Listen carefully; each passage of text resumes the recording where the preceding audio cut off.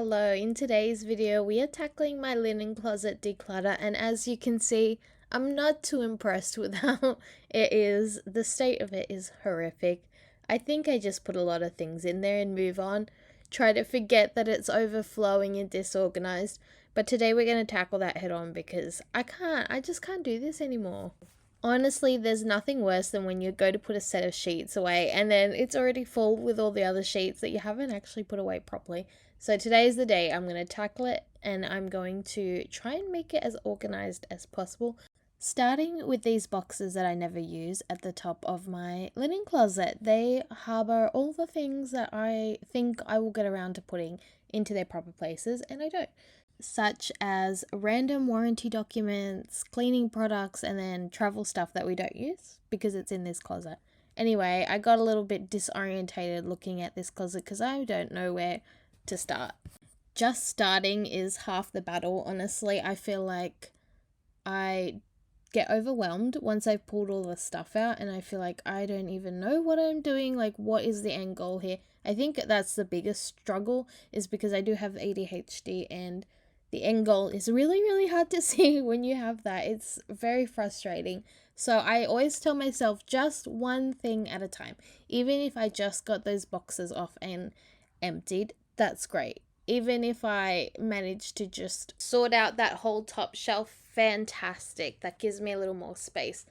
But today I was entertaining you guys. So we had to get the entire project done. I did start with these, and you know what, honestly, I was annoyed at myself for letting it get this bad and realizing, hey, half of this can be in the bin. I don't need to hold on to it anymore. So I was really glad that we did get through. I don't know why it's not like speeding through right now. Anyway, hopefully that's all fixed up. But I did struggle with dealing with all my kids' artwork stuff from daycare. I don't know what to do with it. I need to find some kind of organizing tip. So if you have any, let me know. Because how much of their crap do you keep? Well, I shouldn't call it crap because it is cute. But like some of it, I'm like, okay, this is just a little scribble on a paper. Do we need to keep it for how many years? I know my parents didn't keep a lot of my stuff. They kept a lot of the things like my toys and my favorite stuffed animals and stuff. But like when it came to artwork and schoolwork, I don't think they kept a lot of it. But do I care that I didn't get any of that back? Not really, because I think I just throw it out myself. So I think I want to keep a couple pieces from each sort of year or age, just so that I can have something to give them. Side note, someone called the Smithsonian, because that is a relic, darling. Okay, that thing has seen some years. I believe that was like the original Woolworths green bag. I don't know why I still have it or how I still have it, but you know what? She lives on. She lives on. Back to what I was saying before. Honestly, I don't think my kids are going to be like, oh, thanks, Mum, for keeping this little scribble on a paper for like 15 plus years. But I feel like as a due diligence, as a mum and a parent and whatever else, I feel like I need to have something, like some memories for me, some memories for them, and then, whatever they decide, whether they want it, whether they don't want it. I'm sure someone's going to be like, oh, wow, I really need to edit that bit out. Hold on, that was a lot of kitty. Anyway, hold on. We're not starting an OF, so I just had to fix that up. Anyway, I know someone's sitting there being like, oh, that's so brazen. How could you not care about your own kids' stuff? Obviously, I care about their artwork. It's just all the extra stuff, okay? Do you know how much comes home from school? A lot. Love it, but do we need every single piece of paper? So, anyway, just to clear that up, I'm not a horrible mother and I do care about my kids. Love this contact paper on the shelves system as much as I do. Apparently this was like a home decor phase. I can't remember when, but I'm pretty sure my mother's talked about it before. But it's definitely throughout the house, okay? Like in the bathroom, in here, and I am livid, okay? I don't love it. I don't know why. Honestly, who thought it was a good idea to do that and ruin whatever you have underneath? I'm sure they thought it was a good idea to like protect it, but no, it's just not cute. Anyway, at some point, I'm sure I will remove all this if I can. Like, I talk later on about wanting to paint it, and I think it's pretty high on my list, okay? There's a few other things I really need to fix around the house, and apparently I am disassociating right here. But yes, there's a few other things that are on my priority list of dealing with around the house, and it's pretty high up on my list getting this done. Anyway, I just removed my juicer, and I just need to tell you, this was the best Christmas present I have probably ever gotten, but particularly last year. Okay, what are we doing? Nothing? Okay. Hi. Let's get back to cleaning. Thank you. Yes, I saw it in someone else's video, and they were making orange juice, and I thought, oh my god, I need that. I need that right now in my life. And let me tell you, if you are a juice connoisseur, a juice fanatic, anything like that, you need this, okay? It makes orange juice so easily. Like, honestly, like in a blitz, like half a minute, and you've got yourself a fresh orange juice. It's the bougiest thing I've ever owned, but it's the best thing. You know how like some people like, oh my god, I need all these kitchen gadgets, or like if you're my husband, oh my god, I need all these barbecues. That ain't me, sister, okay? This juicer is the only thing, the only gadget I will ever need in my life, okay? I love it. I mean, that's a bold statement to say because we haven't done my kitchen declutter yet. And you're going to sit there and think, what the heck was she on about? She owns so much junk. Anyway, let me know what kitchen gadget you can't live without, because is there something that I'm completely missing that I need in my life? I mean, I'm not the world's greatest or biggest cook, but is there something that would make my life like bellissimo, so much easier when I cook? Anyway, so this is my dog's collar. It is pretty tattered, and you know what? There's a little story with it because I did this declutter probably a month or so before he passed away unexpectedly. And I was like, oh, I'll just throw it out and get him a new one because the fake leather was coming off, and I needed to get one with like an ID and an air tag on it, because you know sometimes he likes to go on little adventures if God forbid he gets out the front door. So he is a beagle, or he was a beagle, so you know what that's like if you've ever owned one. Anyway, but because I'm such a procrastinator, I had left those boxes in my daughter's room and was like, oh, I'll deal with it later, like I'll get there, I'll get there, I'll get there. Never did. He passed away, and then I was like, oh my god, I'm so glad I never got to it. Like, I'm so glad that I am lazy, because now I have his very first collar and his very last one, and it's so sentimental to me. So, anyway, sometimes being a procrastinator works out. Speaking of sentimental, I found all these little pieces my mum had given me in a box in this closet, and I'd forgotten it had been there for so long. Some of these things she said were mine, like that Peter Rabbit cup and bowl set, but I don't really have any memories of using that, so I'm not too sure on that. Anyway, but the saucer and like the teacup set, I definitely knew were my grandmother's, and when she passed, we all got like one of her teacups and a piece of jewelry. Unfortunately, one of them did crack, even though it was inside the box the entire time, so I don't know when that happened. But usually I would say things like that are not my style or not my cup of tea, if you want. But I don't know, I guess the sentimental value makes you see the beauty in something.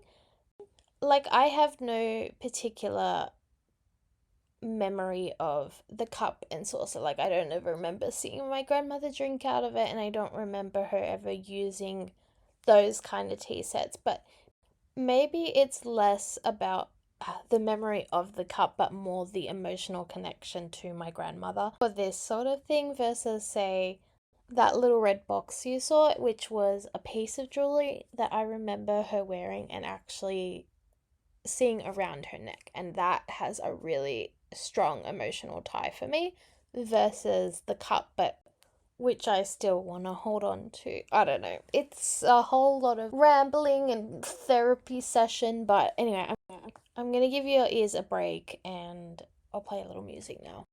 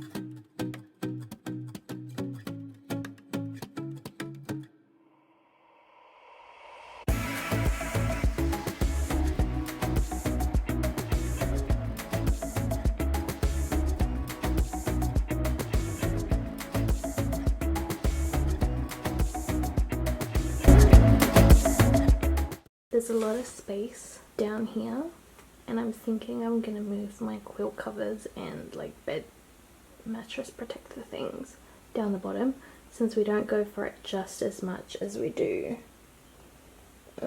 shower mats. So I think that'll go up here, up the top here. I'll clear out this stuff out the back, and then the extra blankets and stuff up here. I think that's what I'm gonna do. I think I had no space before. My husband and I are definitely the worst at thinking we need more space. We are often found scrolling realestate.com, especially the app. If there's a sign outside the front of the house, you know we'll be looking it up on the app, okay? We always think, oh, we should just move into a bigger home. We should just move and see if we can get a bigger this or that. And you know what? We really do have to pare back our minds, right? We can afford a bigger place, but do we need a bigger place? That's the real question. Like, we more than easily fit in this home. It's just, we would love one extra room, or we would love something else. You know what I mean? Like, there's so many things that we would want but don't necessarily need. And so we have to constantly remind ourselves, just because we see it does not mean we need it. Like, take a minute from the app. Our time will come for when we get a bigger home.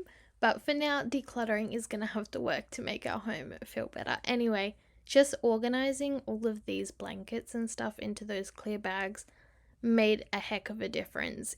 And I just got them from the moving section of Bunnings.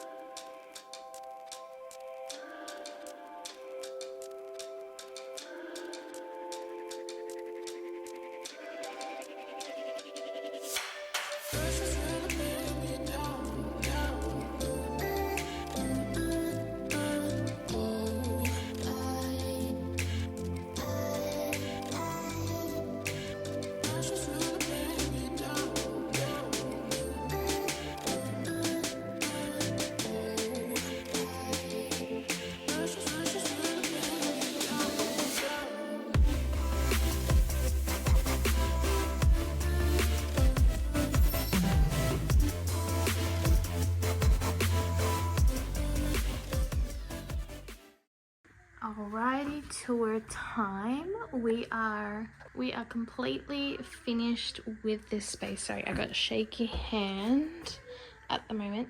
But yes, I would love to paint this door.